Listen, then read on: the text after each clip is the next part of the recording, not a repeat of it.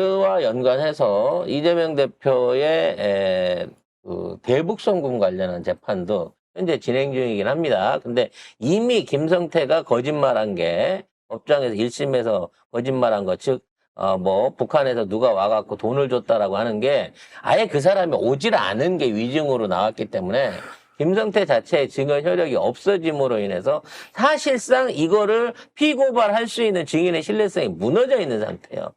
그러니까 지금 2심이 진행되고 있는, 추가로 진행되고 있는 대북 송금 관련한 공판안에는 김성태의 증언이 아니라 전후 정황들을 중심으로 해갖고 기소장을 써낸 거, 공소장을 써낸 거예요, 검찰이. 그냥 썰만 푼 거예요. 지금 그러니까 하나도 없어. 그런 거 있다더라, 그런 뉴스 있었다, 그렇다고 볼 수 있을 것 같다라는 식으로만 하고 증거가 하나도 없는 거야.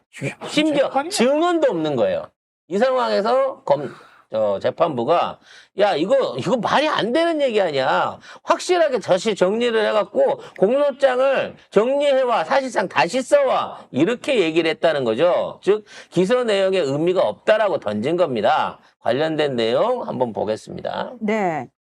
자, 4월 23일 어제 수원지방법원에서 이재명 전 대표의 쌍방울 대북 송금 사건 공판 준비 기일이 4개월 만에 재개가 됐습니다. 자, 다시 한번 기억을 좀 떠올려 드리면 지난해 12월 이 전 대표가 당시 형사 11부 신진우 부장판사에 대한 법관 기피 신청을 하면서 재판이 중단이 됐습니다. 법원은 기피 신청을 기각했지만 그 사이에 2월 법원 정기 인사로 형사 11부 법관 3명이 모두 바뀌게 됩니다. 자, 이 전 대표 측이 기각에 대한 즉시 항고를 하지 않으면서 4개월 만에 재판이 돌아가게 됐는데요. 중요한 건 새로 바뀐 송병훈 재판장은 검찰 공소장의 문제점을 조목조목 따집니다. 그러면서 증거 없이 정황만으로 판단한 부분들에 대해서 집중 질문을 합니다. 근데 검찰이 뭐라고 대답하냐면 직접적인 증거는 없습니다.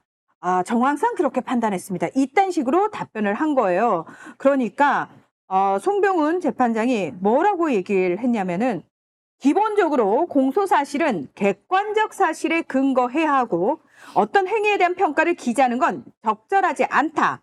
사실관계에 맞춰서 공소장을 다시 정리해 주길 부탁한다라고 공소장 변경을 지시한 겁니다. 그래서 그거 검찰이 직접적 증거 없다고 얘기를 해봐서 사실 재판 끝나야 되는 거 아니야? 그렇지, 증거제일주의, 이게 무슨- 무죄 원칙 추정, 무죄 추정 원칙, 이런 것들을 전혀 무시한 상태에서 가장 중요한 증인인 김성태마저도 증인이 될 수 없게끔 돼버렸어요. 재판을 하고 그래서 50페이지를 냈대, 공소장을. 근데 30페이지가 이러이러한 사실이라고 한다면 이게 가정법인 거야. 소설을 써라, 소설을. 만일에 이러이러한 걸로 해갖고 북한에서 이러한 계약을 제안을 했다고 한다면 이것은 이재명을 위한 것일 수 있다. 또는 이 돈을 받아갔다고 하면 이 돈이 나중에 방북을 위한 대가일 수 있다. 이런 식으로 뭐뭐 한다면 뭐뭐 할 수 있다라고. 요런 방식의 이분이프를 엮어가지고 계속 해가지고 공소장을 쓴 거예요. 아니, 우리가 기자가 질문을 할 때도 예를 들면 뭐 어떻게 되면 어떻게 하실 겁니까? 이런 식의 질문을 하면 이재명 대표 뭐라고 얘기를 했어요, 항상?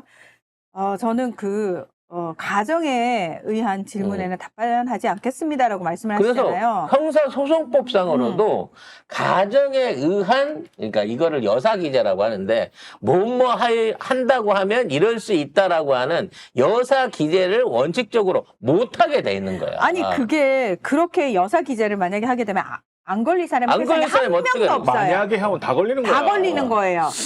다 걸리는 겁니다. 아니, 저기 이 국장 100억 원을 누군가 뇌물로 준다면 안 받을 거예요? 그게 무슨 아니, 이게 무슨 의미가 있냐고요. 무슨 의미야, 자, 이게. 법정으로 갑시다. 이러고는 이 국장이 100억 원을 받는다고 했습니다. 지금 예? 총작가 TV에 있는 모든 직원들이 집이 없는데 쟤만 집이 있다면 이것은 이 국장이 뇌물을 받아서 마련했을 가능성이 높습니다. 누구한테 받아 내가? 그건 알고 알 바 아니고 딴 사람은 다 아. 집이 없는데 너만 집이 있어. 그래서 내가 뇌물을 받은 뇌물을 거지. 받아 집을 샀다. 그렇지. 아. 이게 가능해지는 거죠. 심지어 이 국장은 누군가 100억 원을 준다면 일을 그만두겠다는 얘기도 했습니다. 아, 그래서 이 국장이 그만두게 된다면 100% 100억을 뇌물을 뇌물로 받았기 받았습니다. 때문이고. 주세요 좀. 좀 주세요. 적어보십시오. 그만두고 싶어 나. 이제. 유죄.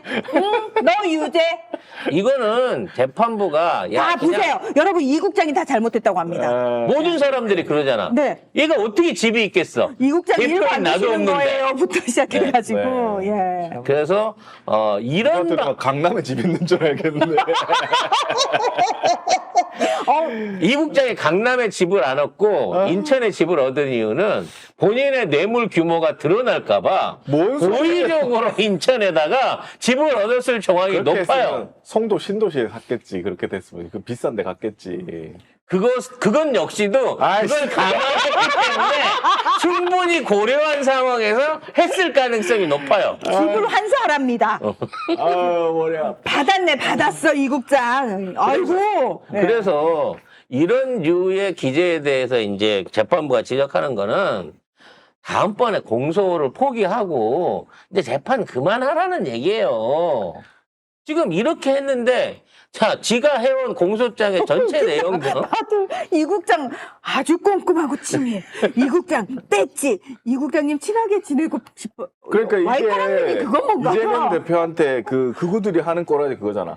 이재명 다 숨겼다고. 저 봐라. 이 증거 하나도 안 얼마나 잘 숨겼으면 어. 검찰이 증거를 못 찾겠냐는 그러니까. 그게 무슨 말이에요? 거지. 이렇게 뒤지는데도 안 나오면 얼마나 이 사람은 잘 숨긴 거냐는 그게 말이지. 검찰이라는 겁니다. 아니 하나부터 열까지 말이 되는 게 말이 없잖아요. 하나도 안 돼요. 아니 일상생활 속에서 개인 사인 간에도 그런 얘기 하잖아요. 그러면 저 새끼 또라이야. 저런 검찰이 새끼랑은 그런 짓을 하고 있다니까. 네, 엮이면 안 돼 이러는데 검찰이 그런 짓을 하는 겁니다. 부끄러운 줄 모르고. 그래서 아마도 다음 이제 기일 지정이 있다고 하는데 아마 이재명 대표가 본 재판에 가기 전에 이건 역시도 검찰이 기소를 던지는 게 나을 거예요. 뭐 조금 사족이긴 합니다만 송작가 TV에서는 이번에 전원 합의 배신 넘긴 거에 대해서 이게 오히려 더 정치적 공세를 차단하고 일찍 이 사건을 종결해주기 위한 거다라고 하는 얘기를 가장 먼저 방송을 통해서 얘기를 했는데 조희대가 예, 지금 많은 그 언론인들이나 방송들이 그런 쪽으로 갈 가능성이 높다라는 쪽으로 얘기들이 옮겨가고 있습니다. 그렇지만 계속 조희대를 그렇죠. 압박해야 중요한 건 된다. 뭐냐면 그런 쪽으로 옮겨가면서 조희대를 계속 대법관들을 압박을 해야만 이 사람들이 나중에라도 야 지금 이게 정답이라는데 여론이 라고 하는 차원에서 우리가 기대할 수 있는 쪽으로 그걸 몰고 간다는 거죠. 그렇죠. 그래서 여러분은 초등학생들이 누구 아빠 윤석열 그러면 애들한테 더 가르쳐줘요. 누구 작은 아빠 쥐기현, 누구 큰 아빠 조희대까지 가르쳐줘야 되는 거예요. 애들 사이에 제일 심한 욕이 누구 아빠 윤석열 둘 다 이름 특이하네.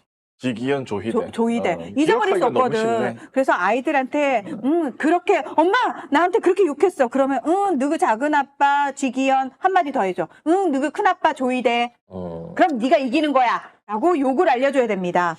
그래서 이 재판들 역시도 조만간 힘을 잃고 공소 유지 자체가 힘들어져서 그냥 검찰이 이 사건을 포기하게 되는 방향으로 흘러가야 맞습니다만 어떻게 앞으로 검찰이 마지막 발악을 할지는 지켜보도록 하겠습니다. 자, 이재명 대표 미국의 너 누구 외할머니 최은수. 이거 너무 근데 심한데? 너그 엄마 김건희는 하지 마. 그거는 진짜 위험해. 싸움 나. 그거는 애들 싸움 어른 사는데 안 돼. 자. 그건 위험해요. 자, 이재명 대표가 미국의 왜 위험할까요? 그거는 이제 여러 가지 외형적인 것부터 시작해서 여러 가지가 위험해. 헌언니라서 그런 건가요? 이거 많은 분들이 당근 언니라고 많이들 챙겨주시긴 위험해. 하는데 아무튼 당근에서도 그런 큰일 나, 그 큰일 나. 위험한 상품은 절대 교환 판매 대신은 증정도 해서는 안 된다라는 생각이 듭니다. 애한테 심한 욕을 가르치는 방송이래요. 죄송합니다. 큰일 납니다. 자.